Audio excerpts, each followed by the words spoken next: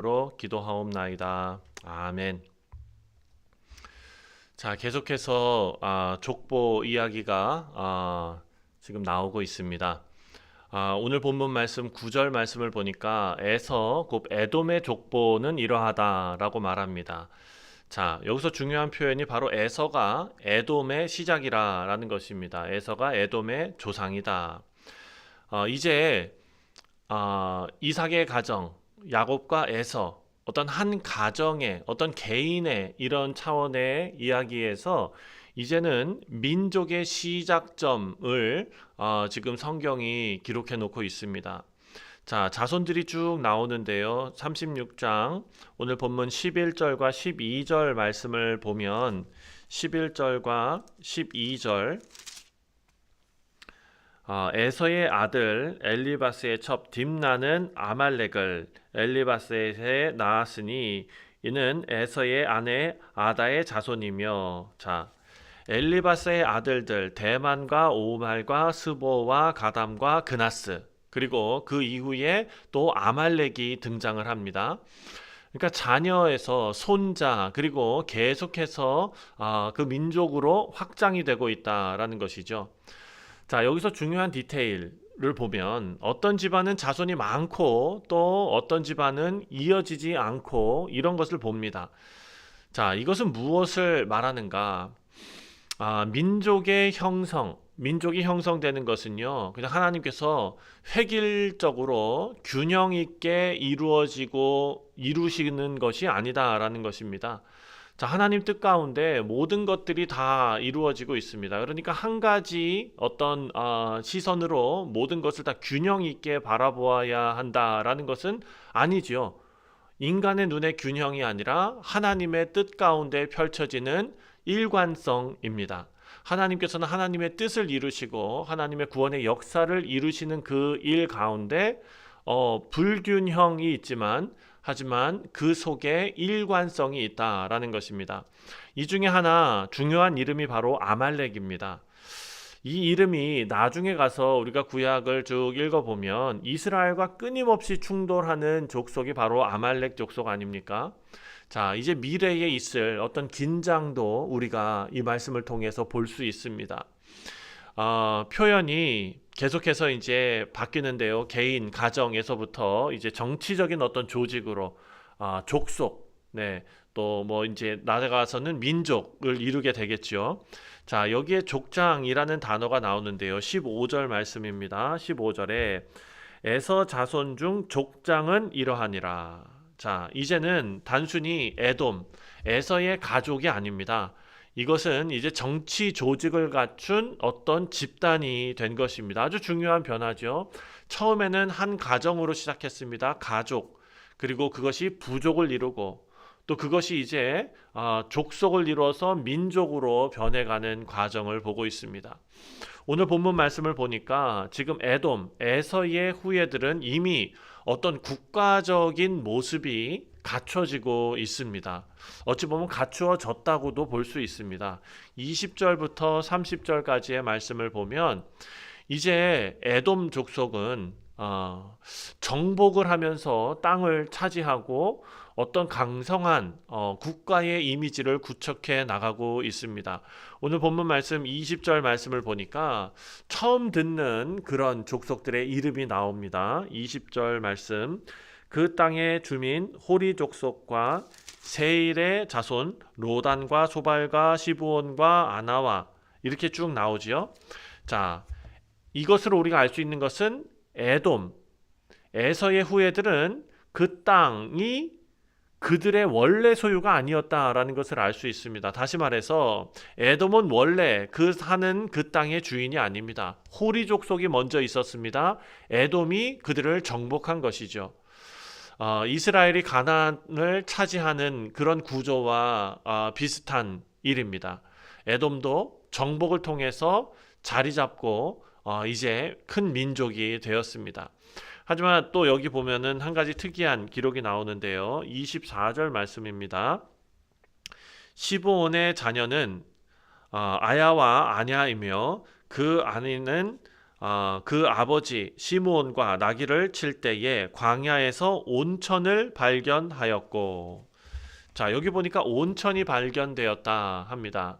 우리 한국 사람들도 온천을 좋아하죠. 자, 지금 이 땅에서 실제로 살아온 사람들의 역사까지도 지금 하나님의 말씀 가운데 기록이 되어 있습니다.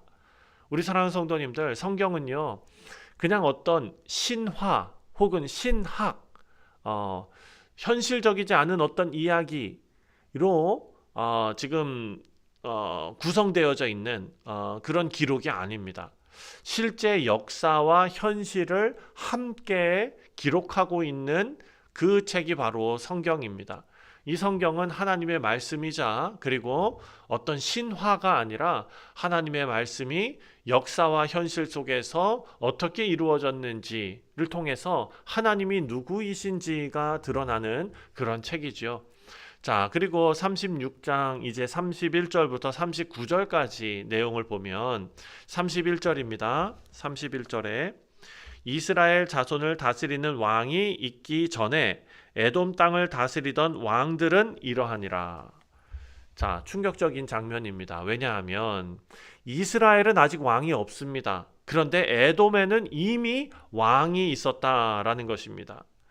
자, 35장 11절에 하나님께서 야곱을 통해서 뭐라고 약속하셨습니까? 11절에 하나님이 그에게 이르시되 나는 전능한 하나님이라 생육하고 번성하라 한 백성과 백성들의 총회가 내게서 나오고 왕들이 내 허리에서 나오리라.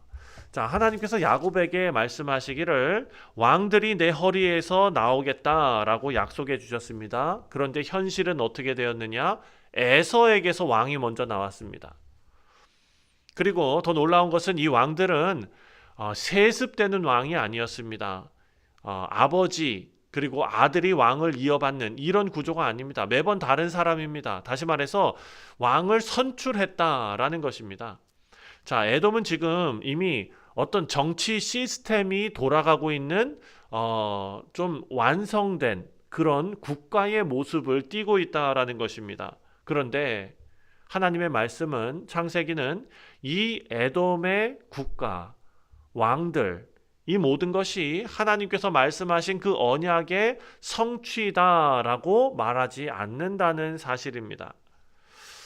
자, 사람들의 눈에서 볼 때는 이 에돔의 그 조상이 에서이고 그리고 거주지가 있고 땅이 있습니다. 이제는 정착된 어떤 민족으로서의 모습이 있고 왕의 모습도 갖추고 있습니다. 완성된 나라입니다.